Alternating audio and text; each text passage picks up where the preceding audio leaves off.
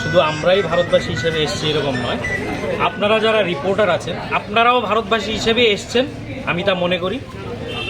আপনারা জানেন বর্তমান যে অবস্থা বাংলাদেশে চলছে, বাংলাদেশ ইস্যু নিয়ে আমরা আরেকটা দেশ কেন কথা বলছি তারও একটা ভিত্তি রয়েছে। আমাদের যারা পূর্বপুরুষ, আমাদের 7 পুরুষের রক্ত এবং মাটি বাংলাদেশে রয়েছে, নিশ্চিহ্ন হয়ে ওখান থেকে আমরা এখানে এসেছি। যাই এখনের যা পরিস্থিতি চলছে সেই পরিস্থিতিতে আমরা বাংলাদেশ ইস্যু নিয়ে কোনো কথা বলছিলাম না। ওদের সরকার পরিবর্তন, ওদের দেশের ইস্যু, ওনারা আমাদের সনাতনী ভাইদের উপর আক্রমণ করছেন, বিভিন্ন ধরনের ঘটনা সবাই জানছেন এবং মিডিয়াতে প্রতিনিয়তই আসছে এই ধরনের ঘটনা।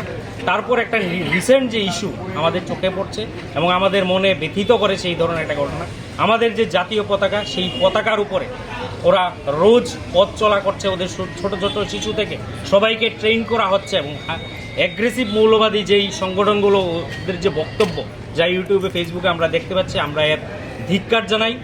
এবং যেই পতাকার অবমাননা ওই দেশে হচ্ছে, প্রত্যেকটা ভারতবাসীর বুকে একটা আঘাত চিরছে।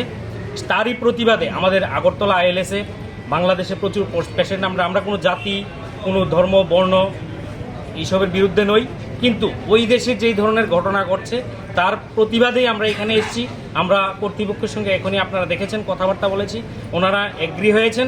ওনাদের এইখানের যে হেল্প ডেস্ক রয়েছে, বাংলাদেশে হেল্প ডেস্ক আজ থেকে খোলা হয়েছে, আমাদের সামনেই এইগুলো শেষ হয়েছে এবং তারা আশ্বস্ত করেছেন আমাদের প্রত্যেককেই যে ওনারা আগামী দিনে আর বাংলাদেশের পেশেন্টকে, যতদিন না এই পরিস্থিতি বা বাংলাদেশ আমাদের কাছে মাপ চাইছে বা কোন ধরনের সুরাহার হচ্ছে, ওনারা এইখানে বাংলাদেশের কোনো পেশেন্টকে আর কোনো পরিষেবা দেবেন না।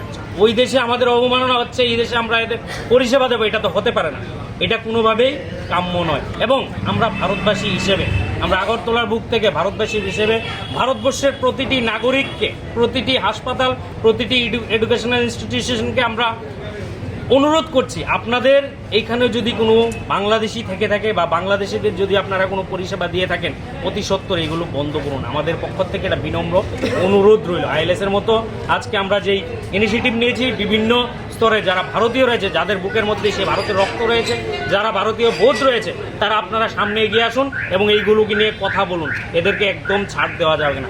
আগামী দিনে এইগুলো নিয়ে কথা বলবে, হয়তো ভারত সরকার এইসব ইস্যু নিয়ে কথা বলবে, কিন্তু আমাদের যতটুকু করণীয়, আমরা এইখান থেকে আখাউড়া বর্ডার পর্যন্ত যতটুকু যা করণীয় আমরা সবটা করব এবং আমরা আগামী দিনেও এই ধরনের আন্দোলনকে আরও তীব্র থেকে তীব্রতর করব। আচ্ছা দাদা, এই